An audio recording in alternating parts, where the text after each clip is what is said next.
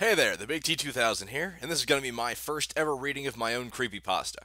Now, we all know the ordinary gamer usually does this, but he's got a line of pastas to do that's a mile long, and he's not accepting Pokemon creepypastas as of now, and the website for them is closed for submissions until further notice. So it looks like it's up to me. Now, two things before we start. First, this is my second attempt at a creepypasta. The first applies to my Link Hyrule Assassin series and will show up later on. But I want your opinion on this. Tell me what you think. Was it good? Were you creeped a bit? Or did I just miss the whole idea of a creepypasta entirely? Please let me know. And secondly, I bring up something in this creepypasta that I don't think has been covered before. If you catch it, as you should, it's mentioned a few times, I want your opinion on that too.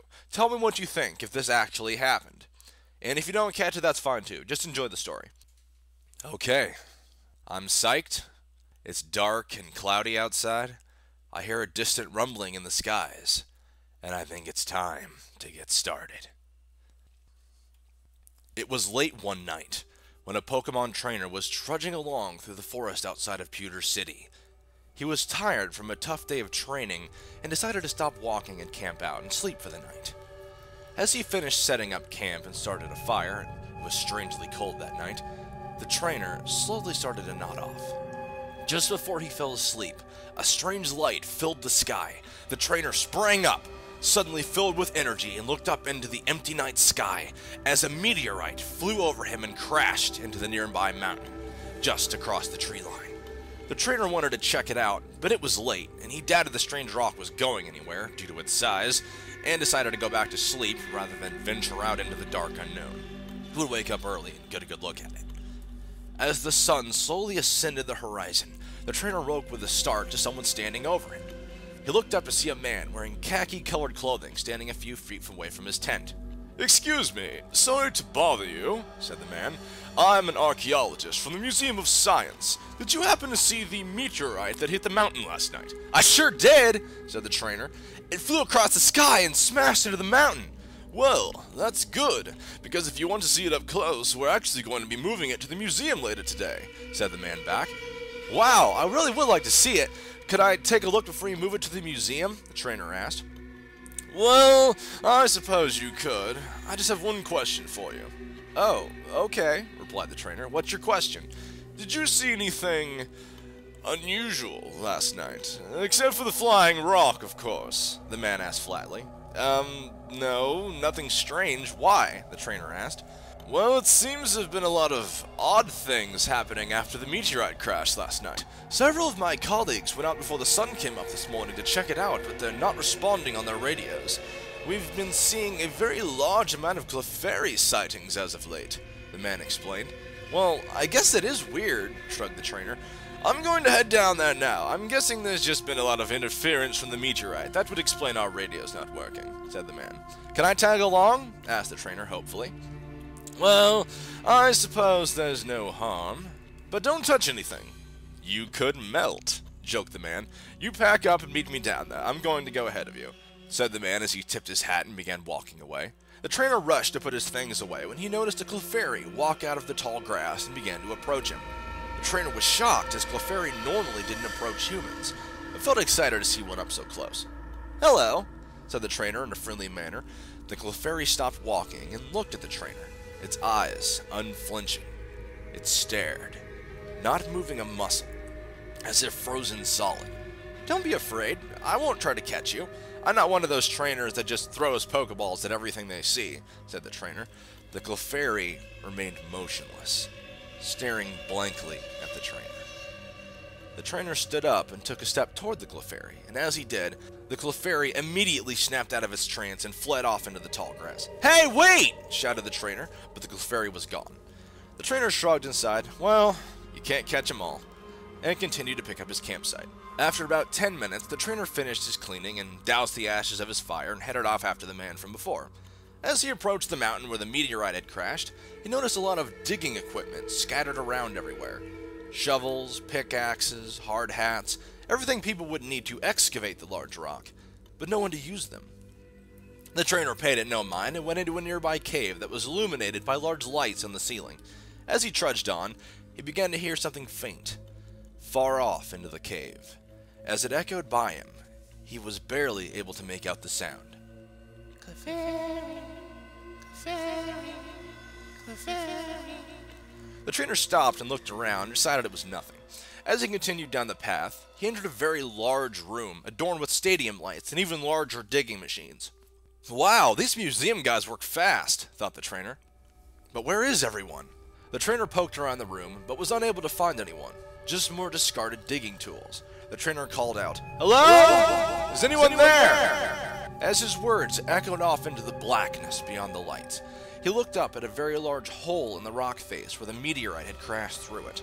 The hole shined with the morning sun, and a beam of light filled the room, illuminating an even larger hole in the floor. The trainer looked down in the hole and picked up a small stone, held it over the large chasm, and dropped it. It didn't take that long for the rock to hit something solid and make a sound. Doesn't seem that deep. Must have gone in at an angle, the trainer thought. At that moment, there was a small rumbling sound from outside, and all the lights began to flicker and go out at once. The trainer, completely submerged in darkness, except for the small amount of light coming from the hole in the wall, picked a Pokeball from his belt and tossed it at the ground. A Jolteon emerged from the light of the ball and shouted its name, announcing its arrival. "Jolteon!" it shouted. "Jolteon, use Flash!" shouted the trainer. The Jolteon charged up a small amount of power and fired a flare into the air, illuminating the cave. As the trainer adjusted to the light, he thought he saw a rather large amount of Clefairy darting around behind cover, just as he looked in their direction. Whoa, what's with all the Clefairy, he thought to himself. He looked down the now illuminated hole in the floor, and he saw even more Clefairy moving towards the rocks down deep into the hole. "Let's see what's going on, Jolteon," the trainer said.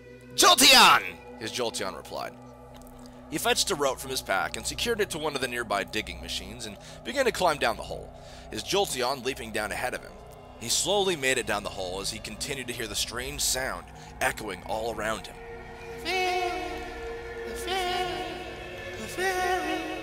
This time slightly getting louder.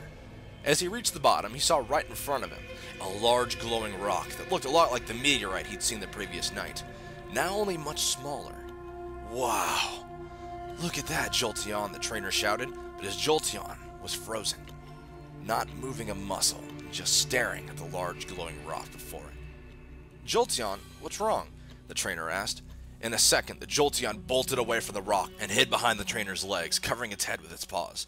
"What's gotten into you, Jolteon? Just a rock," said the trainer. As the trainer knelt down to calm his Pokemon, he heard the sound again. "Clefairy, Clefairy, Clefairy." It echoed all around him. As he looked around, he saw one by one several dozen Clefairy starting to move toward him from all sides. The trainer felt uneasy. Never before had anyone seen this many Clefairy at once, and even less likely had they approached someone so fearlessly. The trainer looked around as he was slowly surrounded. He prepared to make a run for it and tugged slightly on the rope for added momentum, but the rope suddenly went limp as if it had been detached from the machine on the floor above. At that moment, the meteorite began to glow brighter, and all the Clefairy turned toward it and began to chant together, "Clefairy! Clefairy! Clefairy!" louder and louder until it almost shook the walls of the cave. The trainer, his eyes wide with fright, watched as the Clefairy began to turn toward him again. This time, their faces adorned with that same smile they usually had, only eerie as they were all staring at him. "What do you want?" he shouted. Hearing the desperation in his trainer's voice, the Jolteon leapt out from behind him and began charging an attack. The Clefairy didn't move an inch, only continuing to smile. As Jolteon growled and began to glow, pulsating with electric energy, the meteorite began to glow again. This time, a low-pitched sound came from it, as if the meteorite was alive. The Clefairy all turned slowly to face the meteorite and began walking away from the trainer and Jolteon. As the last Clefairy disappeared into the darkness, the trainer grabbed Jolteon and frantically tore back through the hole. As he reached the top, Jolteon jumped from his arms and ran for the door, but stopped dead and began to whimper. The only way out had been completely sealed. The only light coming into the room was the bead of light from the hole in the wall. The trainer frantically looked for another way out, but couldn't see anything around him. He once again turned to his Jolteon and shouted, "Jolteon, flash, one more time!" His Jolteon hesitated this time, but charged another flash. As the bright flare was fired, the trainer, eyes wide with horror, saw all around him hundreds of Clefairy, all slowly moving toward him from inside the walls of the cave. The trainer collapsed into the center of the beam of light, and as his Jolteon strafed around him, daring any of the Clefairy to approach. As the mob moved in closer, inch by inch, Jolteon fired a lightning bolt at the nearest Clefairy, knocking it back several feet. The mass of Clefairy stopped. As the zapped Clefairy slowly rose to his feet and began approaching again, the mob followed suit and began moving closer and closer, all the while repeating the same sound. Clefairy! Clefairy! Clefairy! Jolteon fired bolt after bolt, knocking the Clefairy back, but they kept getting back up and moving in closer. The trainer looked in fear as Clefairy surrounded his exhausted Jolteon and dragged it howling into the blackness beyond the flare. The trainer screamed, "Jolteon!" and reached for the remaining Pokeballs from his belt, but he felt nothing. He looked back as he saw several Clefairy walking away from him with his Pokeballs, setting them on the ground and standing aside as two more would approach them and smash them to pieces with large rocks. The trainer fell to the ground as the horde was upon him. The trainer suddenly awoke in front of the meteorite, held in place by some strange power he couldn't escape from. He looked around and saw all the Clefairy staring at him, and standing frozen, just staring at him, with that same happy face. "What is happening?" the trainer shouted. "What did you do with Jolteon? Where are the people who came here from the museum?" The Clefairy began to chant once again. "Clefairy! Clefairy! Clefairy!" The trainer began to sob silently, not knowing what to do. The meteorite once again began to glow and make those low-pitched sounds again.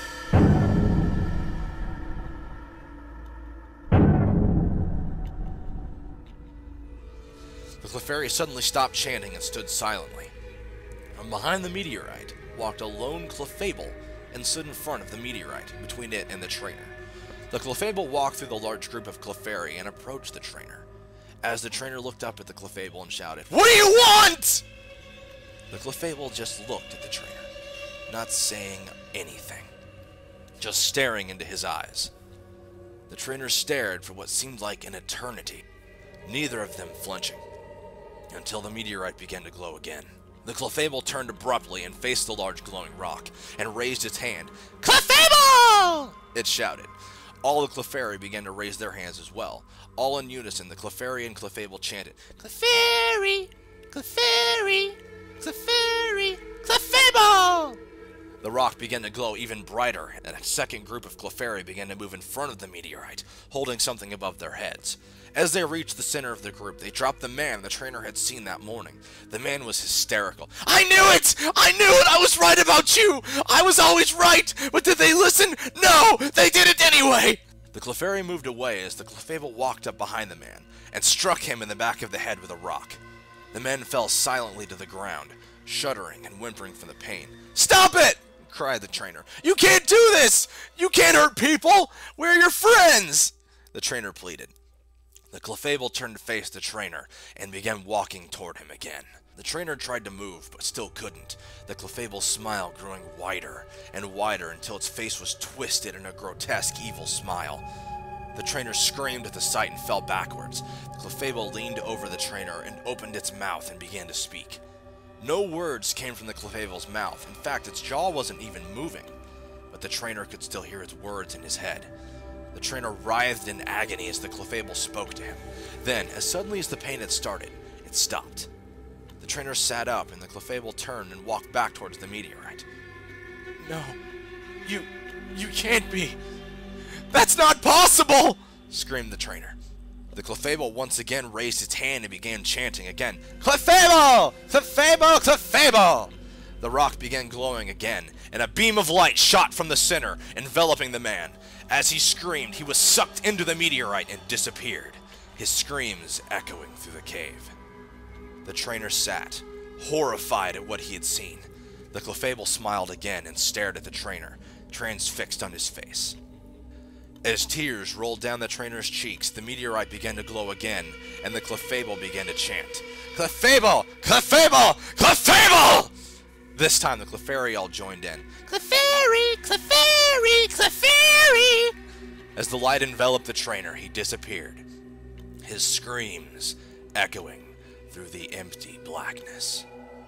Trainer whited out. The following weeks after the strange meteorite crashed into the mountain outside of Pewter City and this ring of disappearances, local law enforcement was summoned to the area to investigate, but no one was ever found. The cave entrance was never located, and the hole from the meteorite crashing was sealed as well. As suddenly as the Clefairy had been spotted, they once again became scarce. But as the months passed, citizens from Pewter City, Viridian, even tourists and Pokemon trainers alike began to disappear. One by one. Pokeballs are often found smashed outside the outskirts of the town and the forest. But even stranger, as the town of Pewter sleeps beneath the mountain on quiet nights, as the moon rises high, you can almost make out from the distance a very quiet chanting. Clefairy, Clefairy, Clefairy.